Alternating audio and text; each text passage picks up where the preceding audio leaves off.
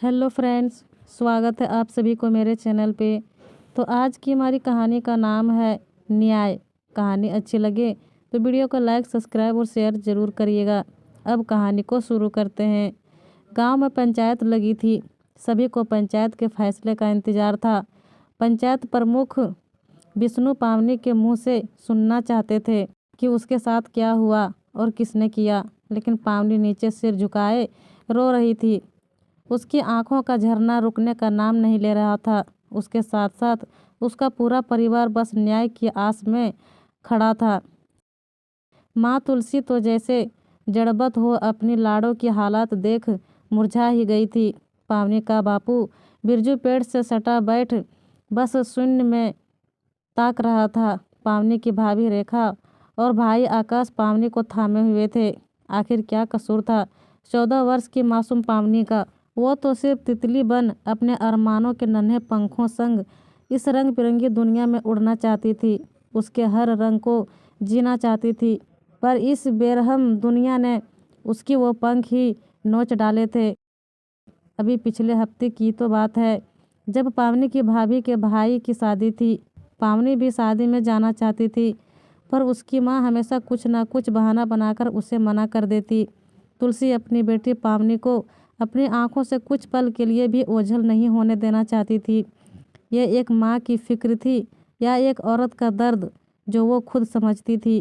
पावनी ने बहुत जिद की तो तुलसी ने कहा, नहीं रे लाडो, अभी भाभी को जाने दे।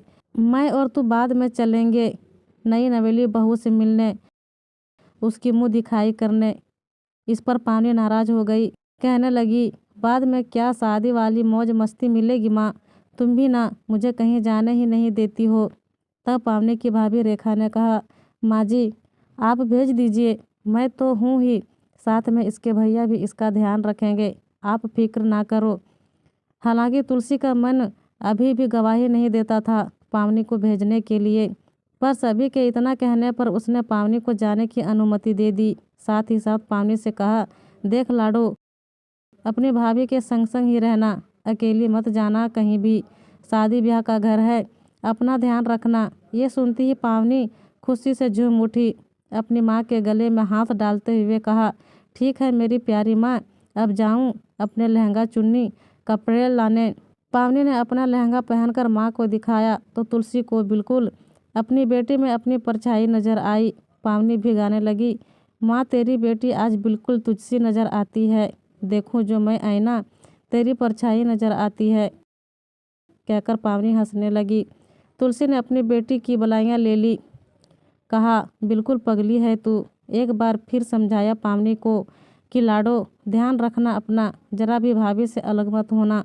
पावनी ने हंसकर कहा, क्यों माँ इतनी चिंता करती है, अब मैं बड़ी हो गई हूँ, तुम फिक्र मत करो। तुलसी मन ही मन कहा, इस बात की ही तो फिक्र है मेरी लाडो, सियानी होती बेटी पर इस दुनिया की नज़र सबसे पहले जाती है। बस फिर क्या था। अपनी माँ से अनुमति मिलने पर पावनी भी खुशी खुशी तैयार हो भाभी के संग ब्याह में आ गई। बारात में भी नाचती गाती किशोर उम्र की पावनी गुलाबी रंग के लहंगों में अलग ही सुंदर दिखाई दे रही थी। जैसे ही बारात जनमासे में पहुंची, रस्में होने लगी। जयमाला के बाद फेरों की तैयारी होने लगी। तभी पावनी ने अपने भाभी से कहा, भाभी मैं अभी बाथरूम तक होकर आती हूँ। भाभी ने भी कहा, ठीक है। पर कुछ समय बाद पावनी की भाभी ने ध्यान करा कि पावनी उसके आसपास कहीं दिखाई नहीं दे रही है, तो उसे चिंता हुई।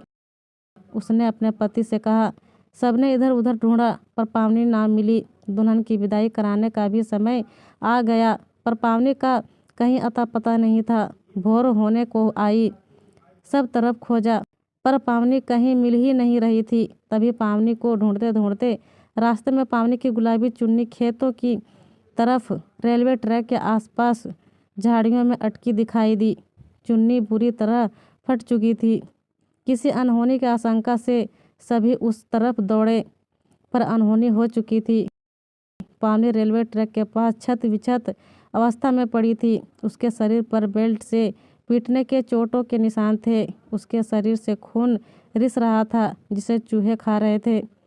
सभी पर जैसे वज्रपात सा हुआ। कुछ समय बाद पावनी के शरीर की चोटों का इलाज तो हो चुका था, लेकिन उसके मासूम दिल पर जो चोट लगी थी उसका इलाज कहीं नहीं था। हरदम चहकने वाली पावनी चहकना भूल चुकी थी। वो एकदम शांत हो चुकी थी।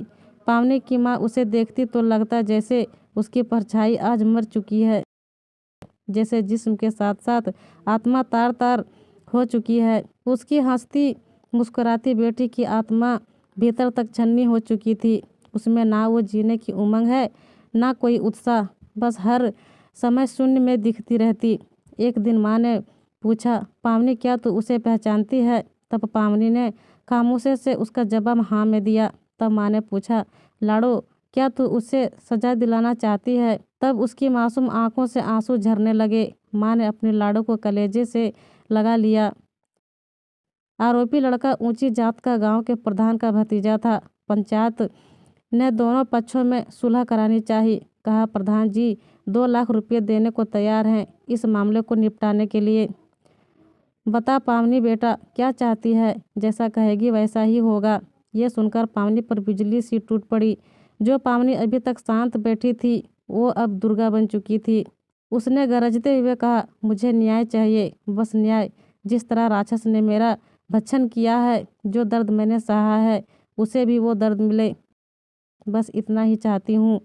सारा गांव पावनी की ओर देख रहा था।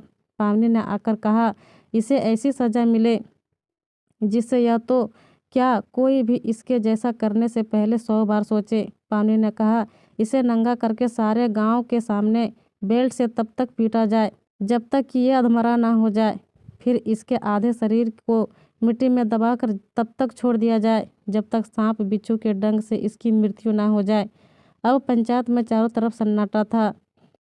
थी तो सिर्फ एक आवाज़ पावनी के मौन आंसुओं की। आज तुलसी को लगा कि उसकी परछाई आज फिर से खड़ी है, जीने की कुछ आस बाकी है। वो अपनी लाडली को अपने कलेजे से लगा लेती है।